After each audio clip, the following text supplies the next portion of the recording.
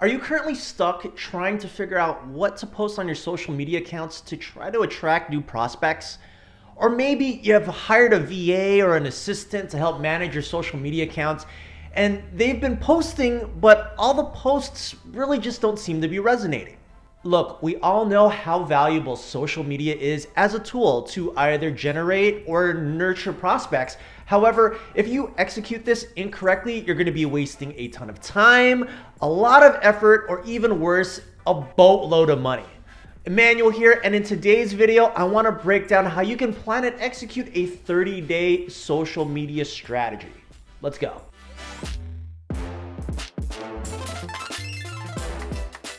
What's up there, Realtor fam? Today, I want to talk to you about utilizing social media as a tool to really get down into the nitty-gritty of either generating or nurturing prospects. You see, social media is a massive tool that you can use in your arsenal if executed correctly to really push prospects down the sales pipeline to eventually convert them into clients. But the challenge most agents tend to have with social media really boils down to two main things. The first one being a lack of knowledge in a strategy, and the second one being the anxiety to actually post. Now, my goal for today's video is really to break down these two issues and provide you with a little bit more of a framework to overcome these challenges. But before I get into it, you know the deal. Please click that like button, click that subscribe button, the bell icon.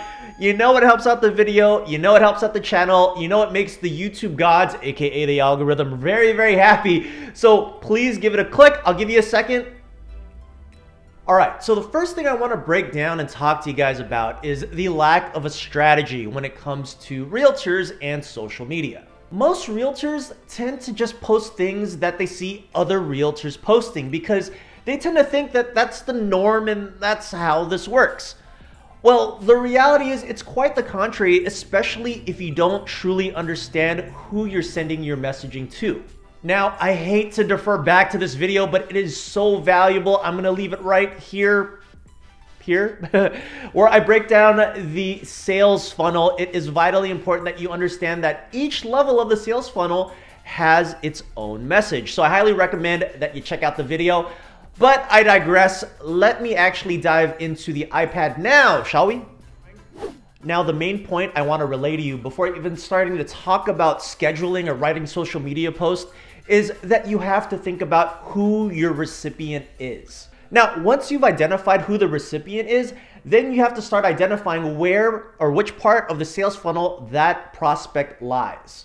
Also, please keep in mind that I'm talking about prospects here and not people in your sphere or your actual clients, because they deserve their own type of messaging, and I'm gonna save that for another video. By the way, in the comments section below, type out client messaging in the comments below, and that will just let me know that you guys wanna see that video sooner than later, and I'll get it posted quicker. All right, now back to the sales funnel. As a quick refresher, being in the top of the funnel means that your prospect has a problem. And remember, this prospect probably doesn't know who the heck you are, but they know that they have a problem. So your message is supposed to be directed toward being the guy that can solve their problem, or gal that can solve their problem.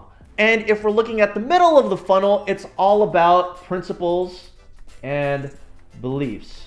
And remember, the idea of moving someone from the top of the funnel to the middle of the funnel is that you want to be able to relay to them your solution to their problem, but of course they're going to have to pay for it in the form of their contact information. And of course, at the bottom of the funnel, it's all about relationships. Relationships. And remember, at the bottom of the sales funnel, in order to have that prospect speak to you, it's gonna cost them again, and that currency is time on your calendar so that you can actually start to build trust and really become the least risky option to really capture their business. But anyways, all right, now I wanna talk to you guys and really break down and help you guys understand the strategy when it comes to, posting on social media and anxiety. You see, success in social media is rewarded to the people that show up on a regular basis. These are the people that are posting frequently for the simple purpose of staying top of mind with both their prospects and of course the people in their sphere, aka their clients. Now, if we know that this is a proven strategy, why do so many realtors have such a difficult time posting on social media? Now, I've heard every excuse in the book from realtors: lack of time, not having the right collateral. But at the end of the day, it really boils down to one thing, and that one thing is anxiety. Another way to think of anxiety is maybe fear, although most realtors do not want to admit it. See, the fear of getting judged, or the fear of not getting enough engagement, or maybe a lack of preparation for what you're posting can be the root cause to why most realtors don't like posting frequently on social media platforms. Well, the first thing that I want to tell you is, really, to get over this anxiety, you have to realize that we live in an ADD or an ADHD economy where most people, if it doesn't resonate with them, they're probably going to forget it 30 seconds after they see your post. I would even beg to differ, maybe even less than that. But number two, and really the main meat and potatoes of today's video, is that anxiety to post on social media can be defeated by one simple thing. And that one thing is preparation. Come on, let's be honest, guys. All the celebrities and influencers that you probably follow schedule their posts. Do not be naive to think that they're posting on the fly. Let's be real here. Every single one of these influencers or people that are posting frequently, it's strategic, guys. These are scheduled in advance. All right, so here's the kicker. If success leaves breadcrumbs, then maybe we should follow some of those breadcrumbs from some of the people that are doing it successfully, aka schedule your posts. That being said, the art of posting on social media is not difficult whatsoever. I think it's just our anxious brains making it seem a lot more difficult than what it really is. But the reality is, content that is posted that looks a lot more rookie and a lot less polished tends to resonate better in the marketplace. Let me break down this quick example to help you articulate. All right, this little matrix here, on the x-axis, we have the time it takes to curate content, of course, long and short on either end.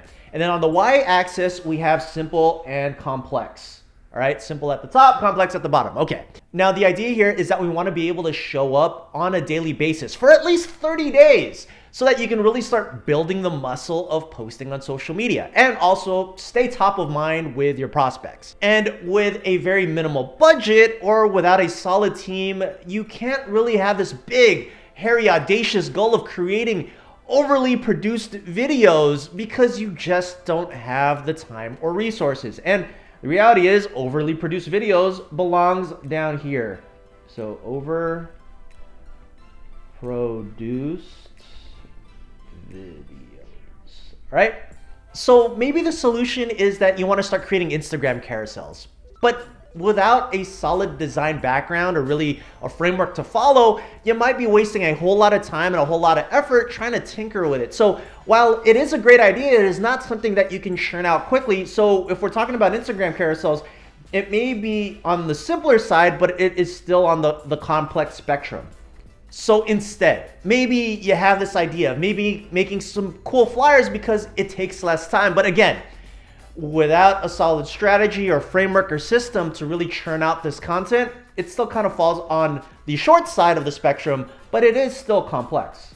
So really, in order for you to hit the sweet spot of trying to create 30 days of content quickly, then you need to live right here on this top right section, this little sweet spot section over here, where it's all about creating and churning out content quickly, right? So what exactly does that content look like? Well, I mentioned earlier, really the simpler types of content tend to resonate better. So just a text about a specific thing that maybe that you learned, or maybe something that's in the marketplace that is contrary to popular belief. Something as easy as that, or maybe going live and really just doing a quick Q&A, or maybe doing a tour of a home or something like that. But in any case, that's you showing up every single day, but it only takes you a very minimal amount of time to curate the content to show up. All right, now the key here, ladies and gentlemen, is that you want to be able to create at least 30 days of content using essentially two types of methods, just text and maybe some video. If you have some photo, that would be kind of icing on the cake. Of course, you can do something a little bit more elaborate and do a little bit more if you like, but at the end of the day, it comes down to one simple principle. Those that show up on a regular basis are the ones that are able to really leverage social media to its fullest extent. So churn out your content quickly and on a regular basis. And please keep in mind here that creating great content is not something that's gonna happen on the snap of a finger, or it's not gonna happen overnight. It takes building the muscle, it takes repetition, and really just churning it out on a regular basis. And then over time, you're gonna start to see your content slowly and gradually improve. All right, now here's a quick pro tip for you / secret sauce for today's video. Remember how I mentioned earlier that the pros schedule out their content? Well, the idea here is that you need to be doing the same. While it would be a good idea for you to maybe block off some time at the beginning of every month or at the end of every month or maybe at the beginning of every week to plan out that content, you're gonna wanna be able to schedule it so that you can really set it and forget it.